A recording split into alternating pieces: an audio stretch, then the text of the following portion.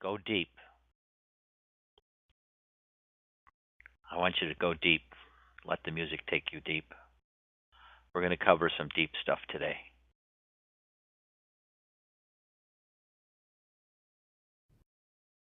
Now pay attention. Who hears my voice? Who is it that hears my voice? Look deep inside. Where is that witness?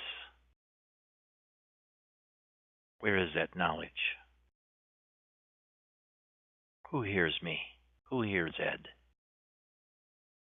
Plunge deep inside. Look for him or her. Who hears my call? I'm calling you. Who hears me?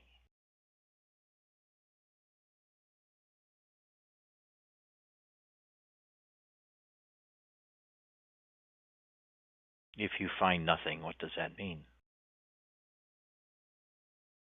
If you find nothing, what does that mean?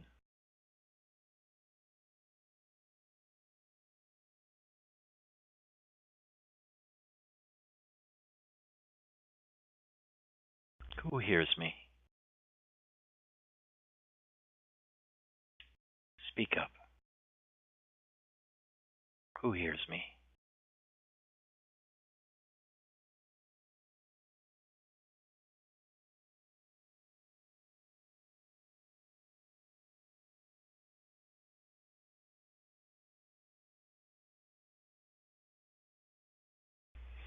You know, I get asked every day by someone in a comment or an email or on the phone, how do I practice? What's the best practice? Or why aren't I making any progress? I've been doing this for 3 days now and I'm not enlightened. How come? What a fucked up method. 3 days I've been working on this. Other people feel they're moving too fast. Emotions are flooding them. Drama and trauma are flooding them. Please slow down.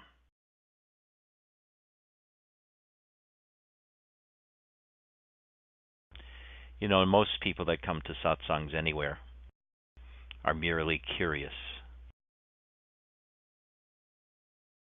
Let me try you out, they say.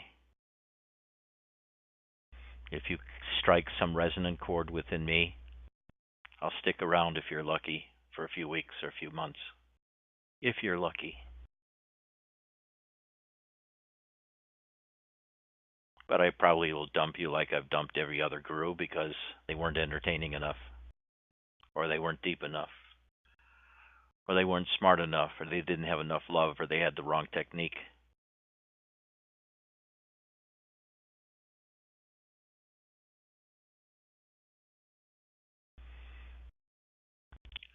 But then there are those who are more than merely curious. They have a deep passion to awake.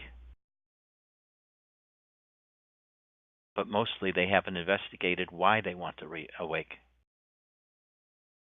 They just say, I want to get out of here. Right, Joanne? Right, Alan? I just want to get out. But why? What's the motivation? What's the pain? What's the drive? Look into that. You have to know that before you know anything else.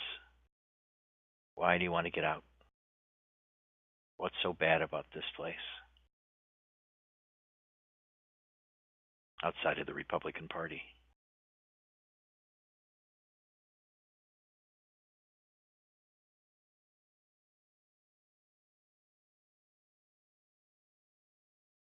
And those who have come and are highly motivated and are willing to practice and maybe even looked into that reason why they want to awaken, there's still problems.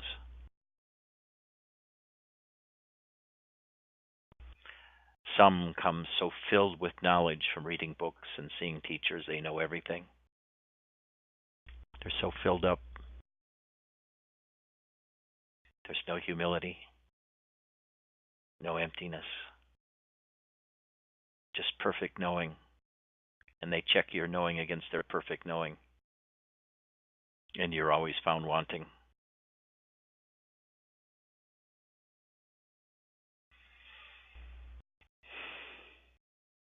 Then there are those who are always filled with activities. They're juggling 7 or 8 balls at once, and 2 of them have to be spiritual. That sounds pornographic, doesn't it?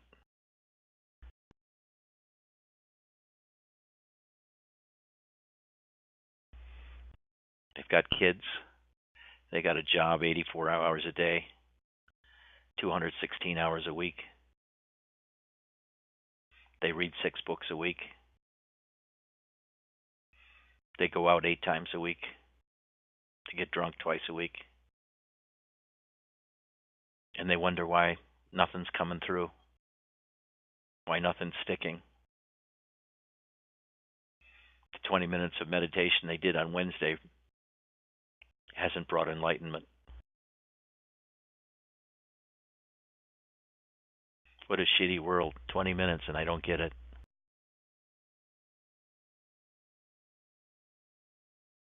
And a third set of people come filled with pain.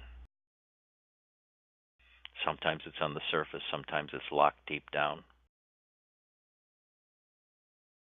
A lot of emotional blockages, a lot of human deadness.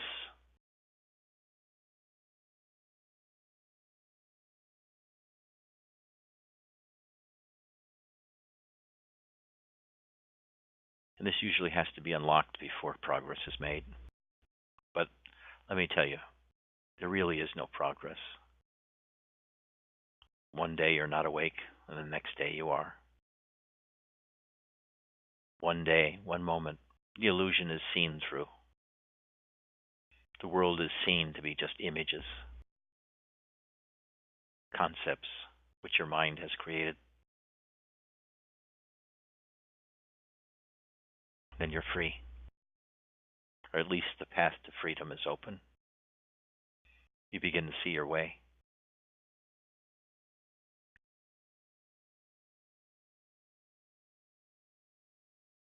But what about before this awakening takes place? What about all the shit I go through? Is it necessary?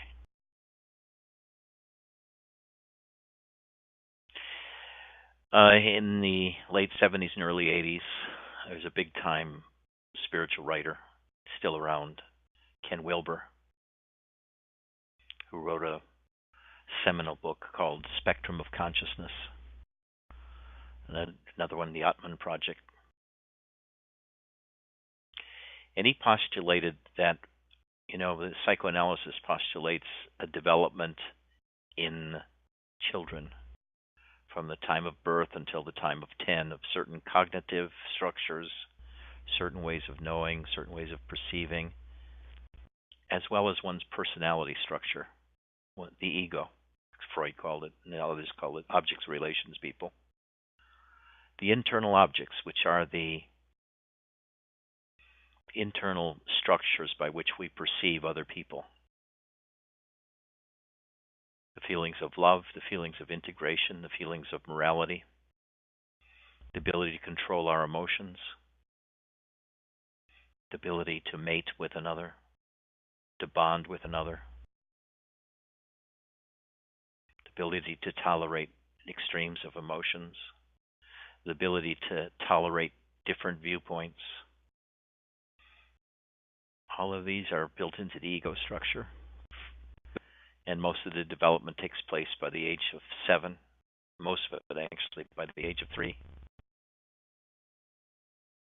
By the age of 2, some people can begin to observe themselves as different from the others, and they refer to themselves as I.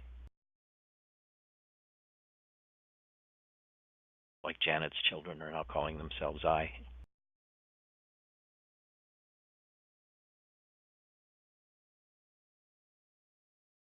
And all of these are thought structures inside that become integrated. The child is able to observe an apparent world out there that is created by its mind and teachings. People teach it. Mama teaches it. Papa teaches it. Teaches you how to be in the world too. Stiff upper lip, or a quivering upper lip, or a loose upper lip, whichever kind of parents you had. And all of these structures are inbred, and they contain our feelings. But into this, almost every life, huge trauma comes that disrupts this developmental complex. Death of a father, a divorce, child abuse, sexual abuse. Something always happens to screw up this developmental sequence. And psychotherapists or psychoanalysts talk about, well, don't need to have a perfect parents. You just need to have good enough parents. Good enough to get by, to get you through. But a lot of people don't have good enough parents, or they don't have any parents. Or they're the kind of person that is, let's say, by constitution, very sensitive and highly reactive, and even a good parent and holding parent can't completely contain all of their feelings and allow their structures to develop in the proper way.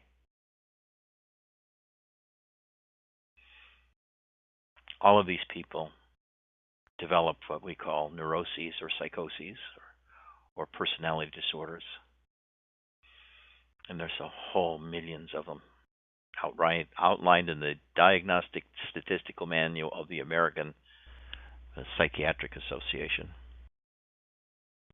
My Bible, I use it all the time for reaching diagnoses of people that do evaluations. It's got hundreds of categories depending on symptoms and behaviors. Borderline personality disorder. What are some of the other hot topics? Narcissistic personality disorder. And all of these describe the kinds of symptoms people have, like a borderline is emotionally eruptive, a lot of anger, and there are different kinds. Depressive disorder. People have a depressive core that they regress to every now and then, and they feel very depressed for long periods of time, either because of the death of somebody or some other thing. But Ken Wilber hypothesized that you can't go to the place of abandoning the ego until you have a well-formed ego. A schizophrenic, for example, cannot become enlightened because he really hasn't a well enough formed ego to transcend the ego. It sounds paradoxical, but a schizophrenic can be very close to being awakened because they don't have all of the structures that a lot of people have in order to deal with the world, and those well-formed structures are what prevents you from seeing through the world, and that spirituality works on. So Ken Wilber hypothesized that you had to be emotionally healthy in order to get into spirituality, to become transpersonal, to go beyond the personal. The personal has to be fixed either first in psychotherapy or originally with good enough parents. Or if something went wrong, you go back and repair it. You repair that emotionality. Then you can get into spirituality. It's a transpersonal model. I fought that model a lot in publications and so forth. Because to me, the whole personality was just a concept.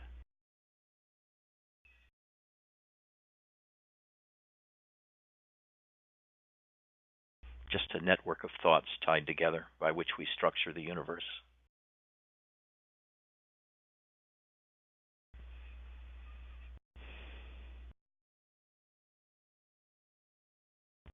So, how do I deal with people that come that are highly motivated have looked into why they want to get out of the world, have dealt with some of that pain, who are too busy or have a lot of emotional blockages or have too much knowledge already.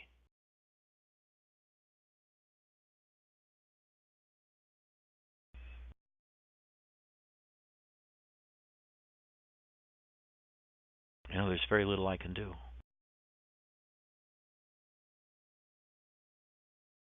I have to wait till people are relatively empty and are motivated.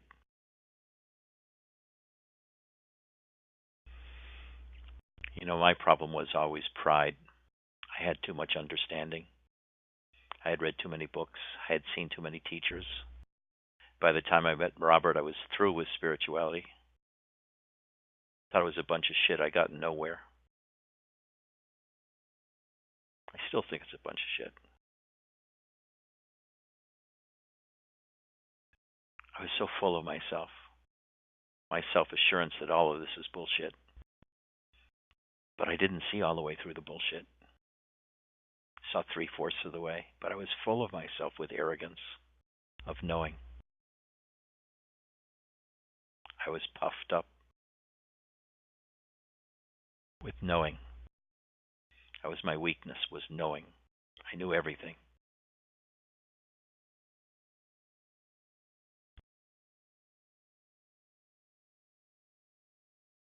And what did it take to break through that?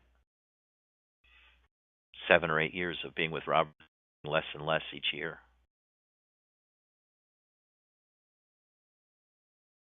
Trying to become good for nothing. And Robert was very good at making us for nothing.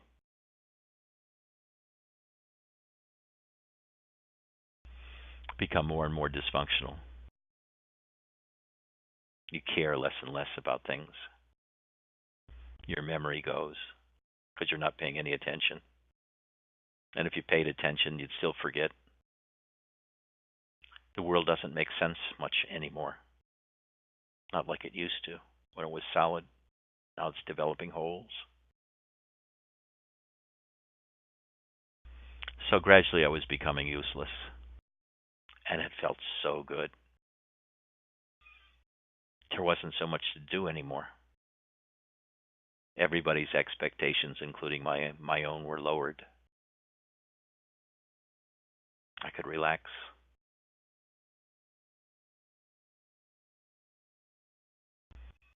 But then Robert left. He went to Sedona.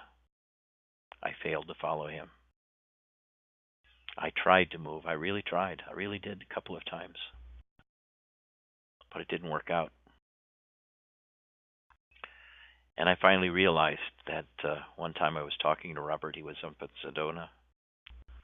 And I said, Robert, I can't take the cooking anymore. You cooked me too much.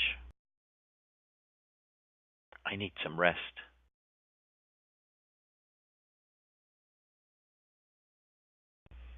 You're always complaining about me. Always talking behind my back. Always putting me in situations where it hurts so much. I can't take it anymore. I want to rest.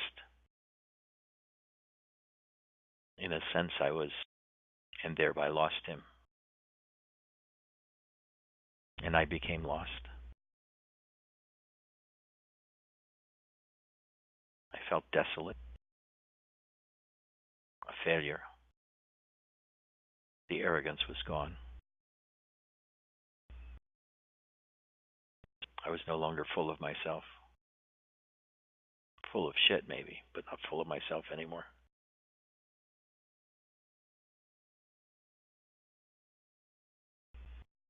And so I gave up. And I got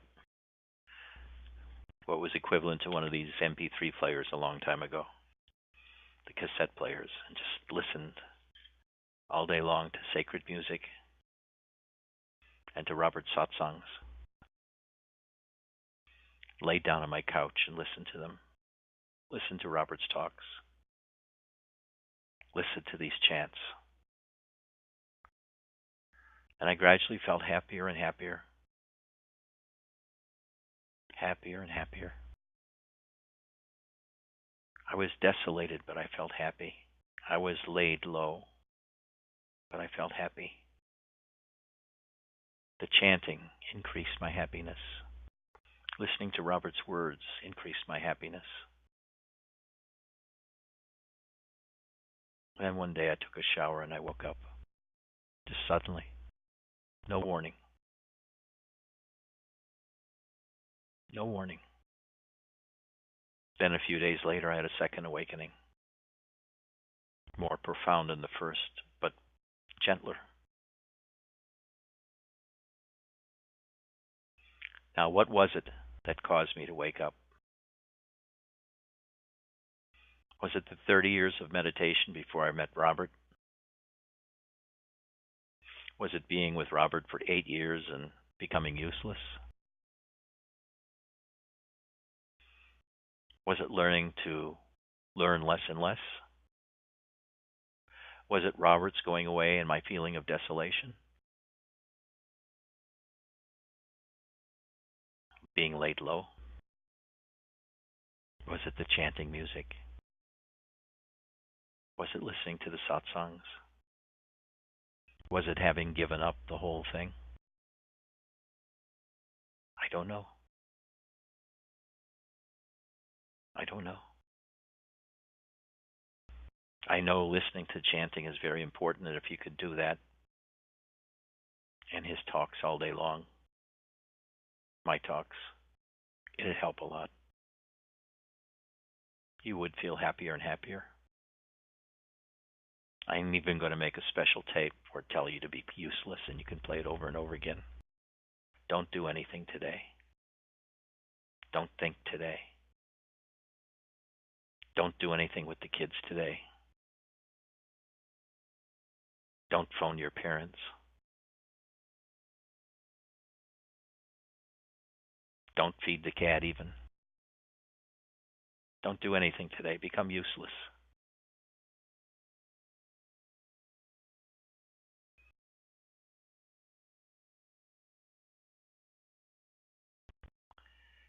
So what was it?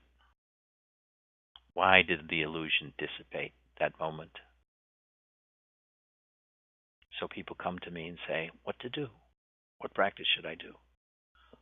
I don't know. You can practice self-inquiry, like Robert says, and Ramana. You can abide in the I am, like Nisargadatta says. Or you can lay on your back and listen to chanting.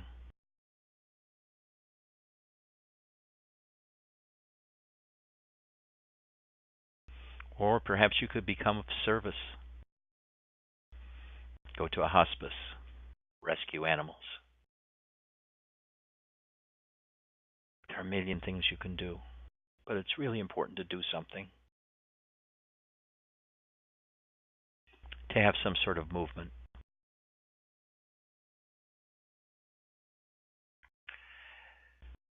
I think more than anybody else, right now Joan is moving so quickly. And part of it's because she is listening to chanting music all day long and all night long. She listens to Robert's talks, to my talks. She's 150% committed to herself. Not so much to awakening, but to awakening her heart right now.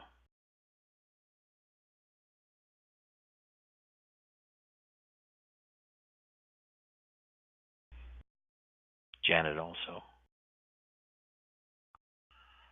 Catherine, I believe, although I haven't talked to her that much. And of course, Joanne, who's working her tush off all the time for our satsang.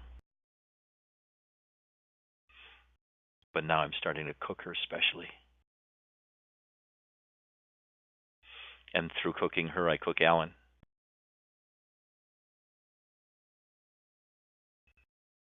I've got you all in my mind. I'm working on all of you in my own way. But because I'm lazy, I'm slow. So you have to do some of the work yourself too.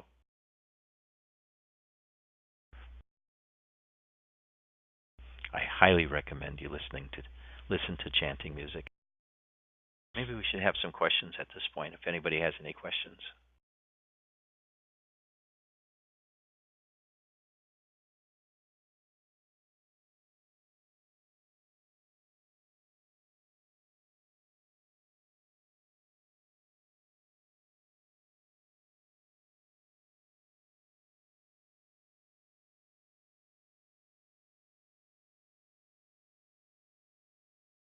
You know, at Mount Baldy, there came the time where you went to see the Roshi for your one-on-one meeting with him. I think it's called Dokusan, or that's the Soto. I forget what it was called in Rinzai. And everybody would be very slow to go because they were just coming out of a deep meditation. So we had this Japanese monk. They called him Chikijitsu was his title. And this guy was Ryosho and is about 5'3", 5'4", but muscular. One day he got so upset that nobody was moving. He got off of the ton and went one by one down the rank of the people sitting there and pulled them off and threw them onto the floor. Told them to rush up to Roshi. Now, I don't know who our Jiki Jitsu is, but maybe Joan. She's getting pretty mean. Joan, do you want to go after these people and make them come and say something to me?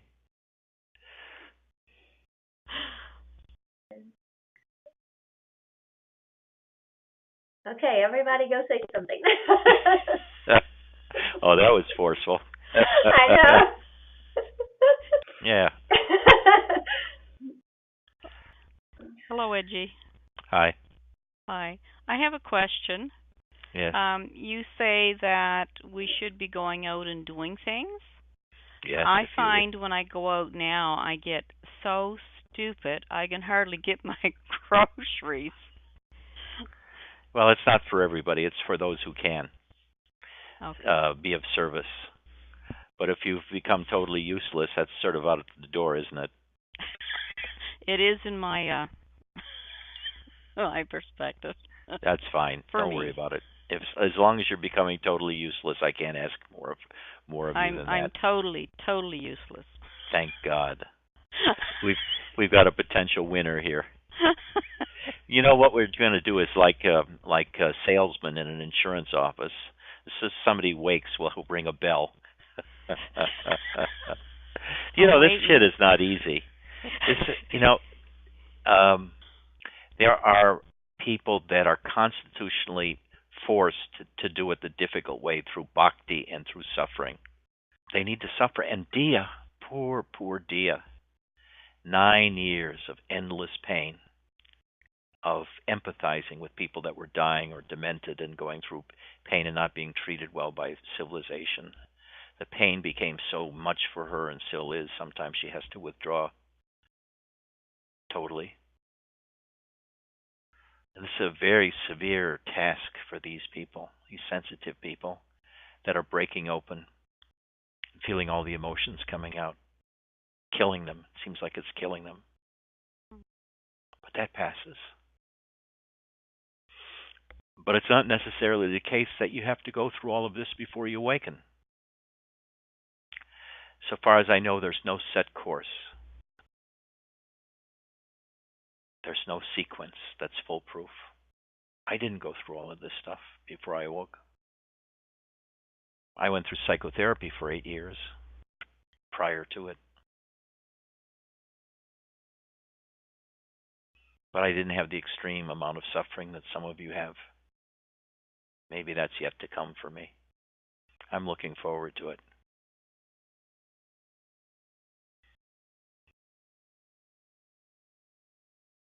Thank you. But other people can do it just by being quietistic, being empty, going deep inside in meditation, seeing that inner sense of emptiness, the void, finding the sense of presence that fills the void, asking themselves, who am I?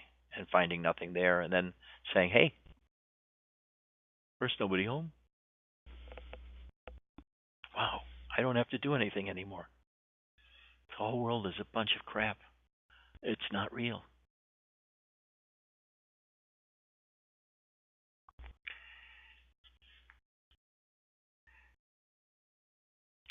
How about Sri Ram, J. Kahaya?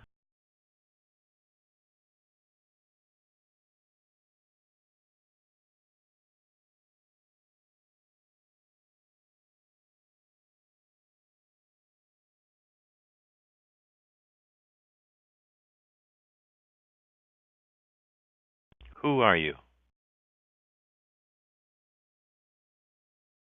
Look into your heart. Look into your mind.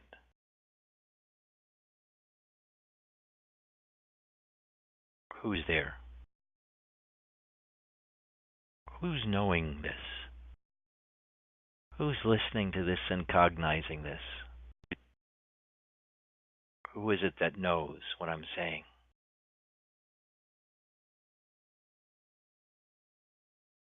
Who is the knower? Where is the I? Where is your I? Find your I.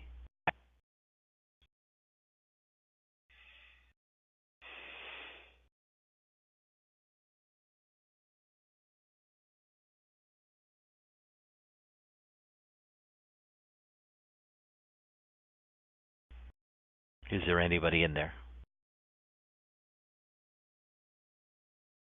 Anybody with form and substance?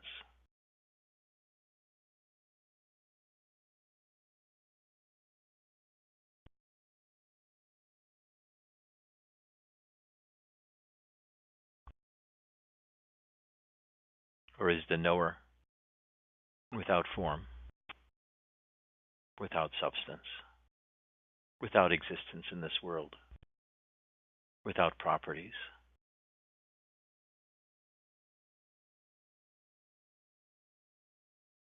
Is the knower unknown?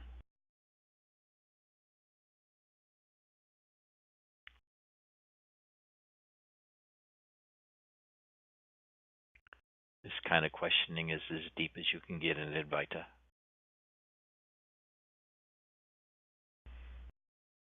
Does the knower have form? Is the knower a thing?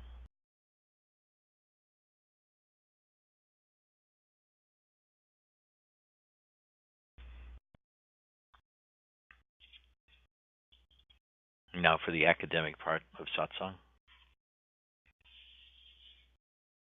from Nisargadatta. There's going to be a test at the end of the month. It'll be an open book test, so you don't have to study. I don't want to make it too hard on you. Page 58 of Prior to Consciousness. Maharaj. You live in the house, but the house is not yourself. Similarly, the knowledge I am is in the body, but it is not the body. Questioner. I do not fully understand it. With the mind you will never understand. You are not the mind, nor the words, nor the meaning of the words. I expound the knowledge of the self to the self, but you accept it as the knowledge of your body.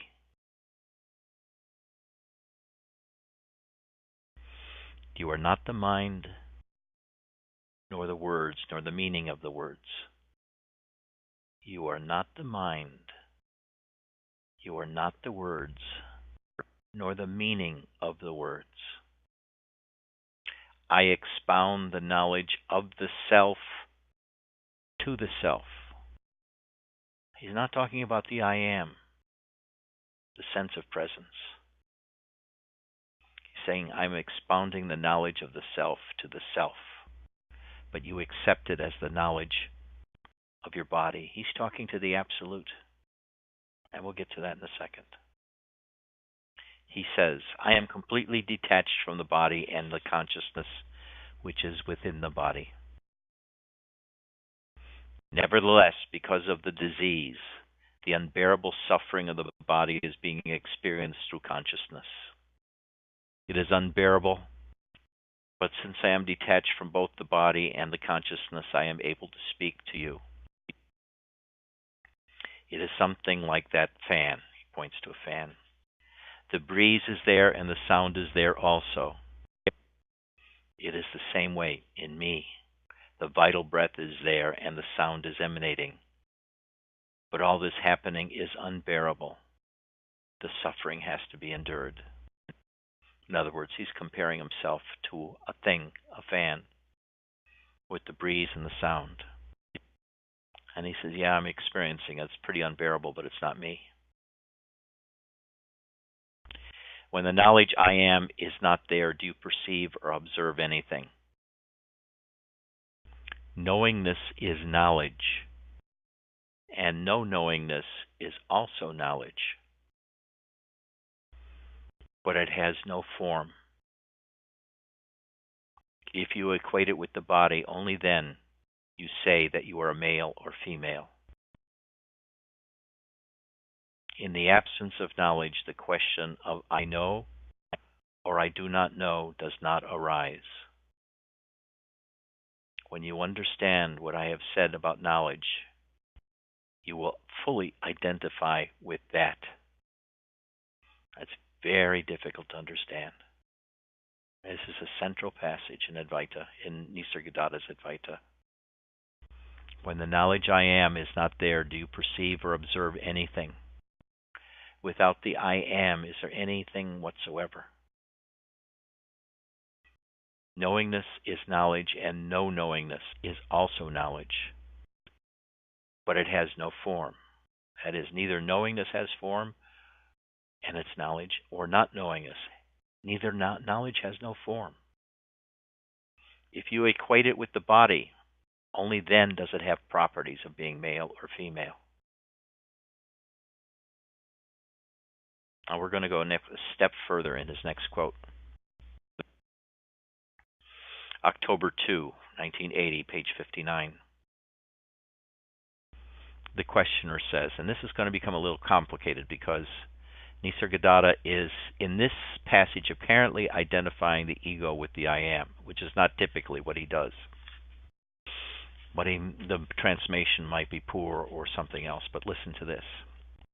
The questioner, I want to give up this ego, but I don't know how. Maharaj. This is important now. What is the measurement and color of this ego that you want to give up? What have you understood about this ego? In other words, what form does this ego have that you're trying to give up? What does it look like? Does this concept have any existence whatsoever? Joan, put that book down. Pay attention. Questioner, it's a false conviction of the mind. The guy, Maharaj asks, what have you understood about the ego? The questioner says, it's a false conviction of the mind. Now Maharaj goes from the ego, and he says, what's the form of this ego that you're talking about, that you want to get rid of?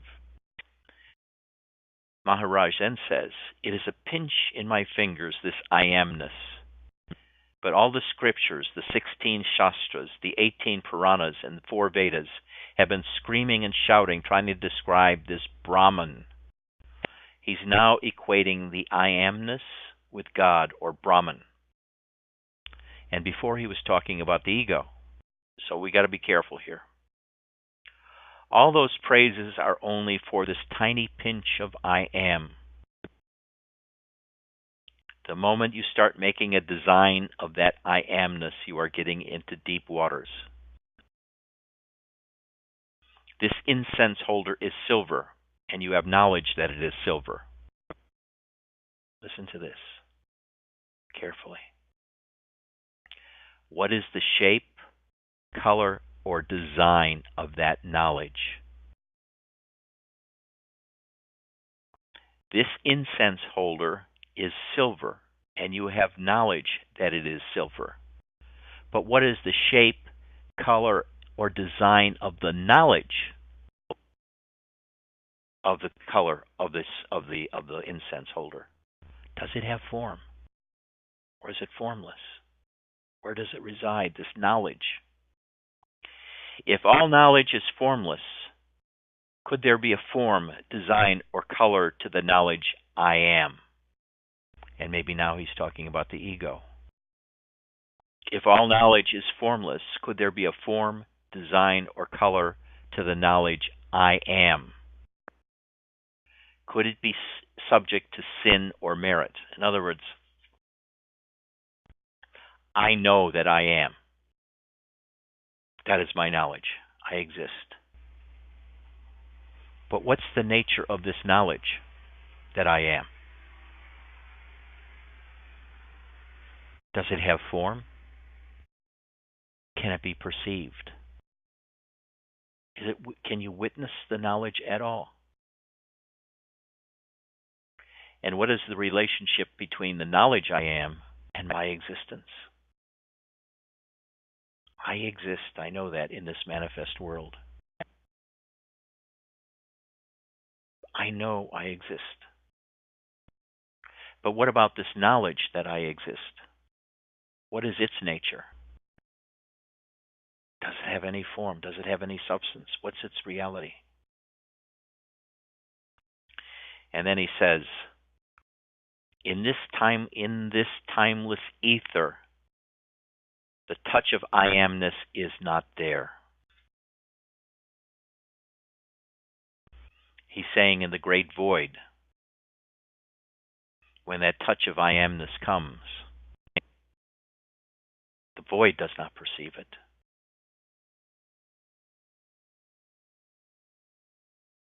It does not touch the void.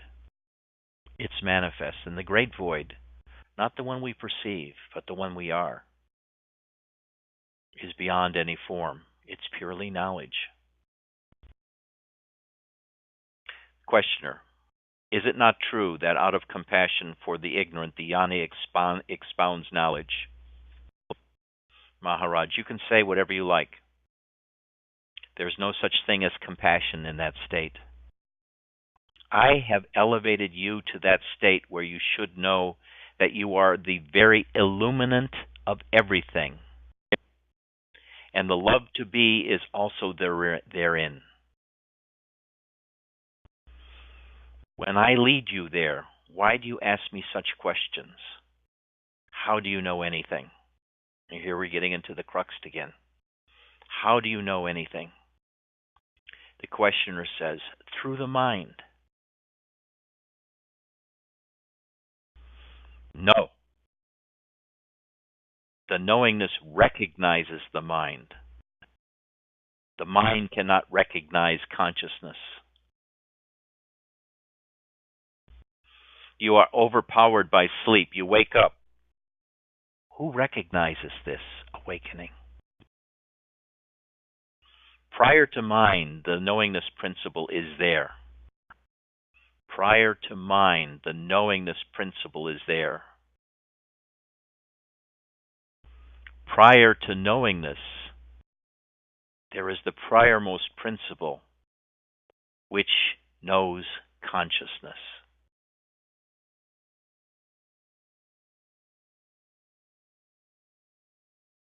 So we have knowingness. I know I exist. It's an essential part of the I amness. But where is that knowingness residing? The knowingness itself has no form. But this is jnana. Jnana is knowing. That's what jnana means, knowing. And prior to this knowledge is that principle that knows, which is not part of the I am or part of the manifest universe. calls it the absolute, the para-Brahman, the basic ability to know. So we have the basic ability, the witness, whatever we want to call it, the knowingness, or the knower, you might say, and then knowingness, which is the knowledge that we exist, and then we have the manifestation, which is the I amness and all of consciousness. This is the most subtle point that you'll ever run across in Nisargadatta, and eventually you have to get it. In the final analysis, out of the absence of knowledge, knowledge was born, and knowledge delivered the world and all sentient beings and all things. In the final analysis, out of the absence of knowledge, out of that ether he talked about, out of the void, knowledge was born, and knowledge delivered the world, gave us this world, all beings and all things. Consciousness is suffused with knowledge. Satchitananda, existence, knowledge, bliss. Existence without knowledge is not existence.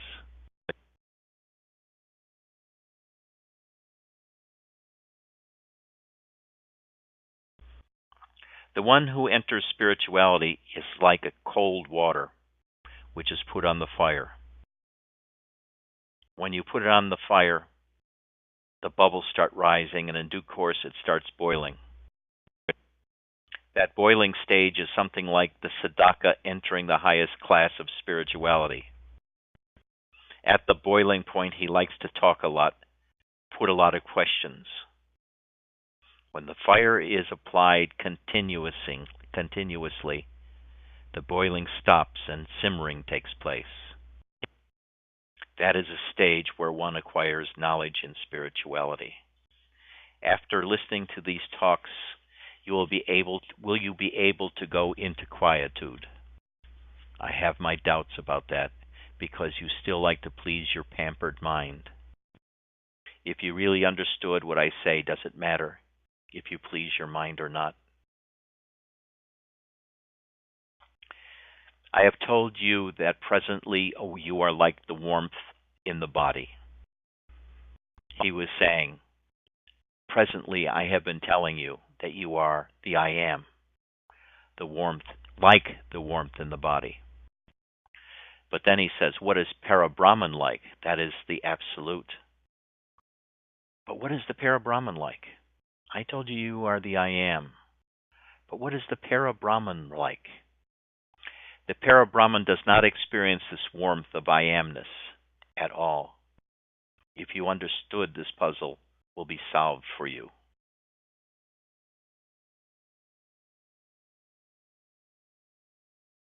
In other words, in the emptiness, in the void, there's just the principle residing there of the ability to know. And then the knowledge comes, I am. It's born. You wake up, and the world appears spontaneously, out of nothingness. Just like the Big Bang Theory talks about the universe coming out of nothing.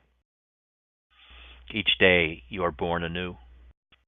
This knowingness comes. You were not knowing, you were dead asleep. Then the knowingness comes from nowhere, and suddenly the world is born. But that principle that's able to perceive knowingness, it must always be there, because it witnesses the coming and going of knowing and of the world and of us. After understanding this, if one becomes a jnani, that consciousness principle and body is available, and they will be involved in the emotional field also. It will give full vent to crying, and it will also enjoy whatever situation is there. Such a jnani is not going to suppress any expressions of emotions which spontaneously come out of this consciousness and body apparatus. Such a jnani is not going to suppress or suppress any expressions of emotions which spontaneously come out of this consciousness and body apparatus.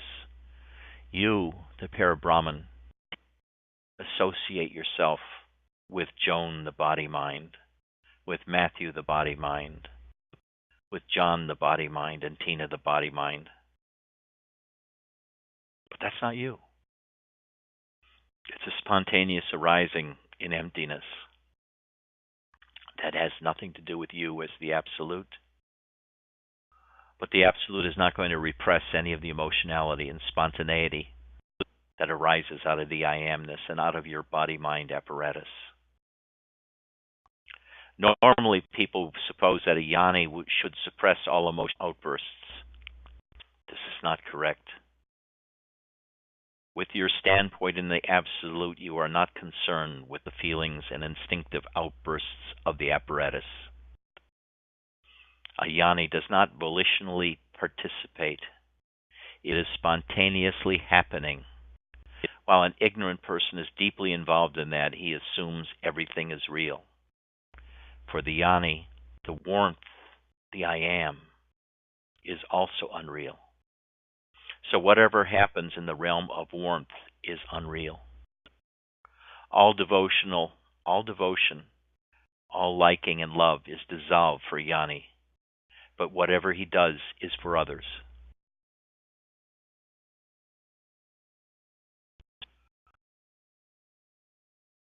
Now this has been really tough. This is the crux of Nisargadatta. Read those 2 chapters over and over again. Maybe read them onto an MP3 player so you can hear it read over and over and over and over again. I hope to come to some other places where it's as clearly stated. And we'll just go into it again and again and again and again until you get it. I know it's hard to get. How many fully understand?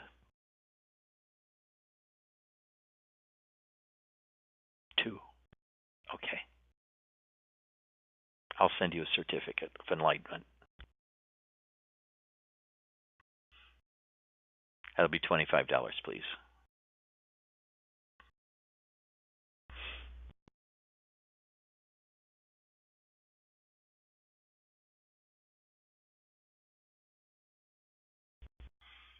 Take care. I love you all.